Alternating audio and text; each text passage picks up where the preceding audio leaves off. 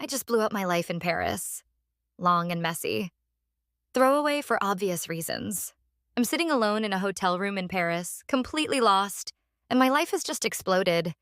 I need some brutal honesty and maybe, just maybe, some advice. My husband Jason and I have been married for 3 years. Our marriage has been fine. Not spectacular, not terrible, just a comfortable, predictable, all right. He's always been the primary provider, making all the money, which allowed me to be a housewife. It was a lifestyle I enjoyed. No financial stress, plenty of time for my own interests, a seemingly idyllic existence.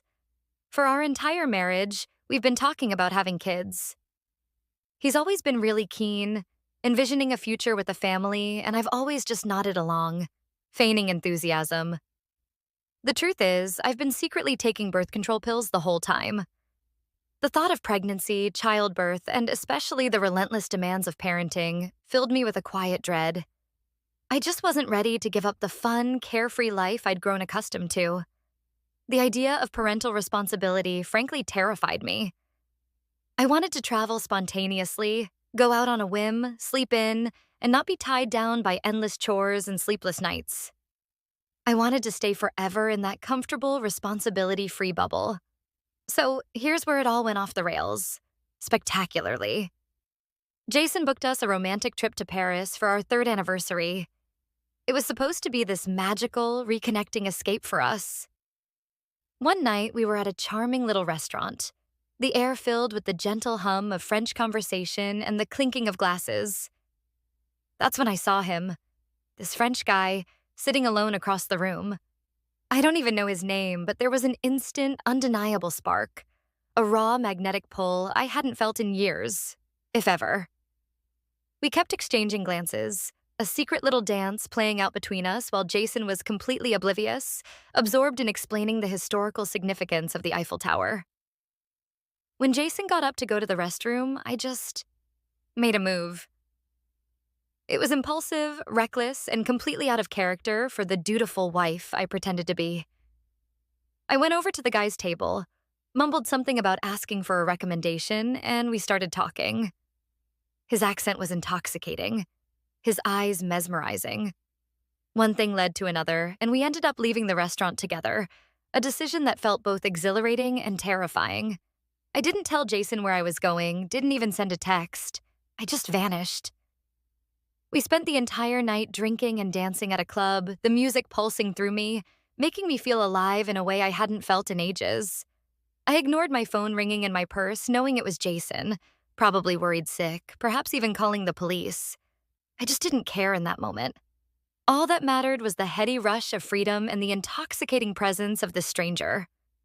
The night ended up back at the French guy's hotel room. We did all kinds of intimate things. It felt wild and liberating and completely unlike anything in my all-right marriage. It was a defiant act, a desperate attempt to grasp at the last vestiges of my youth and irresponsibility.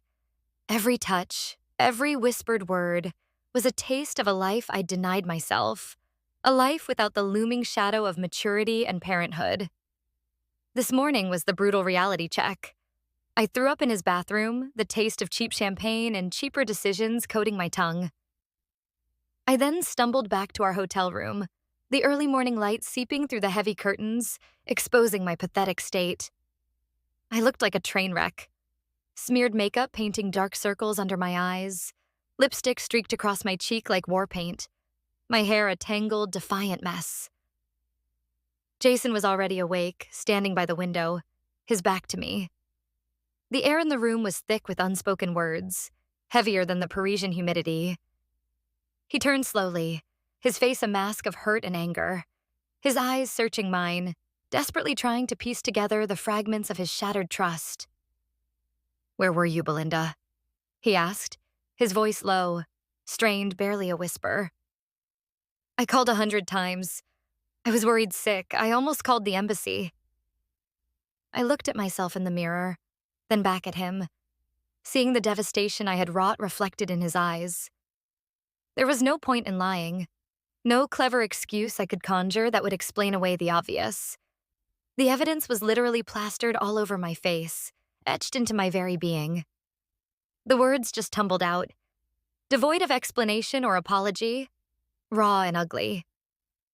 You probably know what happened. He didn't yell. He didn't even cry.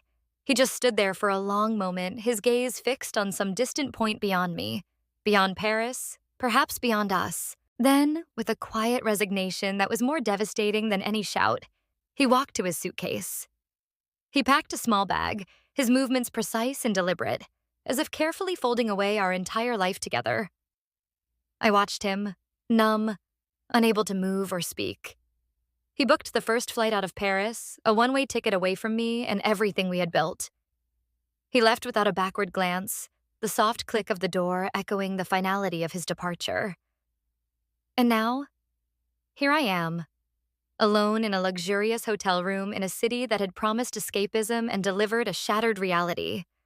My marriage, my comfortable life, my carefully constructed facade, all gone, evaporated in a haze of reckless abandon. The silence in the room is deafening, punctuated only by the occasional distant siren or the murmur of Parisian street life, none of which holds any comfort for me. I'm desperate, adrift, and for the first time in a long time, truly terrified. The fun life I craved has turned into a desolate landscape of my own making, a monument to my selfishness. So, Reddit, tell me straight, AITA? And if so, how in the world do I even begin to fix this? Or is it even fixable? I feel like I've burned every bridge and there's no way back. Update. Well, Reddit, you were right. And I'm fine. Thanks. Hey, remember me? Belinda, the Paris train wreck? The one who asked if she was the asshole for blowing up her marriage on a romantic anniversary trip? Yeah, that one. I posted a while back, desperate for help and advice.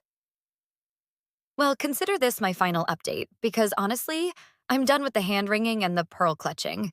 For those of you who were convinced I was irredeemable, a selfish monster, and deserved everything coming to me, congratulations, you were largely correct in your predictions. Jason and I are officially divorced. It happened quietly, quickly, and with very little fanfare. He got everything he wanted, and I got exactly what I deserved, according to most of you. No massive alimony checks to live off, no comfortable housewife lifestyle to slip back into. Turns out, cheating on your spouse and lying about wanting kids for 3 years doesn't exactly make you a sympathetic figure in a divorce court. Shocker, right? Honestly, the comments on my last post were a wild ride. So many of you were so quick to condemn, so eager to call me out. Play stupid games, win stupid prizes was a popular one. And you made your bed, now lie in it. Oh, I'm lying in it, all right.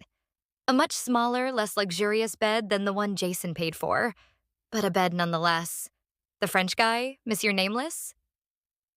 Yeah, he was a one-night stand.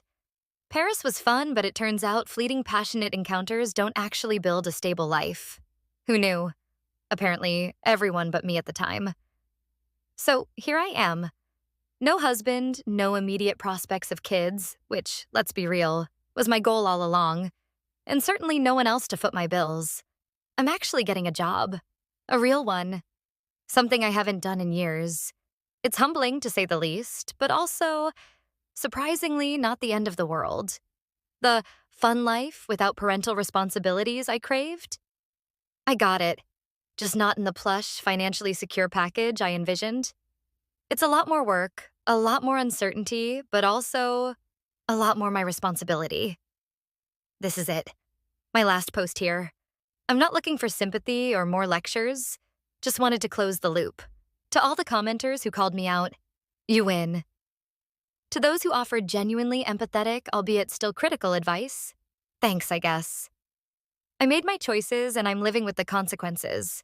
The fun life is still a work in progress, but at least now I'm building it myself.